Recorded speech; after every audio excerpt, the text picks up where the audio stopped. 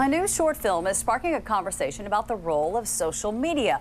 It's called A Social Life, and it tells the story of a woman who documents the kind of life she wants online, which, while her reality is much different. And joining me now is the writer and director of A Social Life, Kareth Lemon. Thank you so much for being here. Tell me, what was your inspiration for creating this film?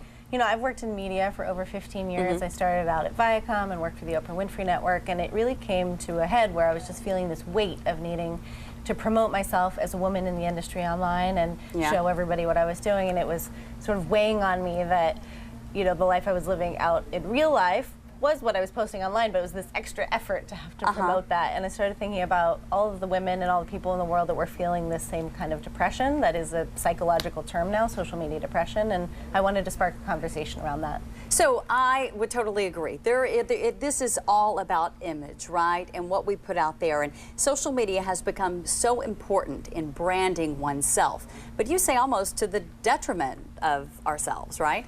I think that there is definitely a detriment that exists there. It's a slippery slope, but it can also be a very positive thing. I'm an advocate of social media. This, to me, is not about taking away from the amazing platforms and the ability to connect with other people.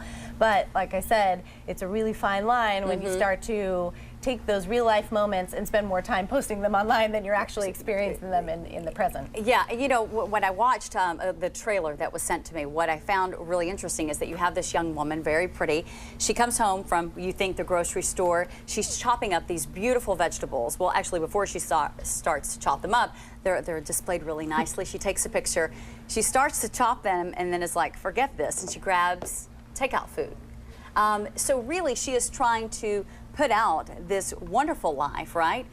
With these beautiful vegetables, right? Very different, though, than her reality. Yeah, I think in this day and age, you know, being online and having that sort of portfolio of who you are for your job, you know, your employers to look at, for your friends to look at, has become very important.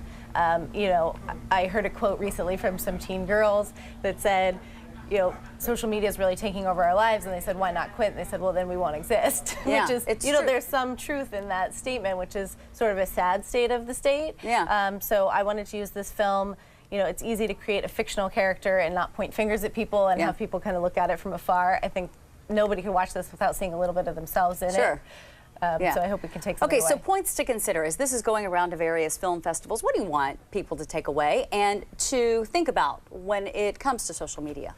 Yeah, for me, it's about finding that balance. It's about what works best for you. What might work for me, maybe taking a break over the weekend off social media might not work for you. You might want to check once or twice a day, or maybe you're fine being on it all day. So it's really more about an awareness that we have.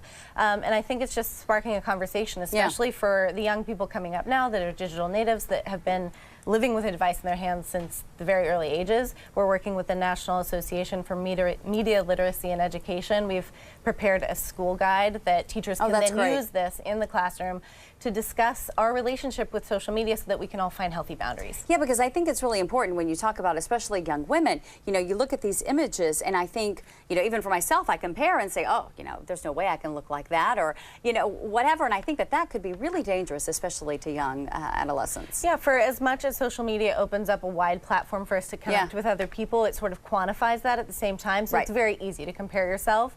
And at the end of the day, we should all be happy with living with ourselves. And I hope that people continue to cultivate those real life relationships so that in times where you're maybe a little bit less than happy, you have somebody in real life to reach out to and not just kind of throwing a message out to the masses. Yeah, the pictures are great, folks, but it's those real life relationships that you have that really matter a lot. Finally, where can we see the film? So you can see it online at asociallifefilm.com and also on YouTube. All right, and you can find out more information on our website as well, KTVU.com. Kareth, thank you so much. Thanks.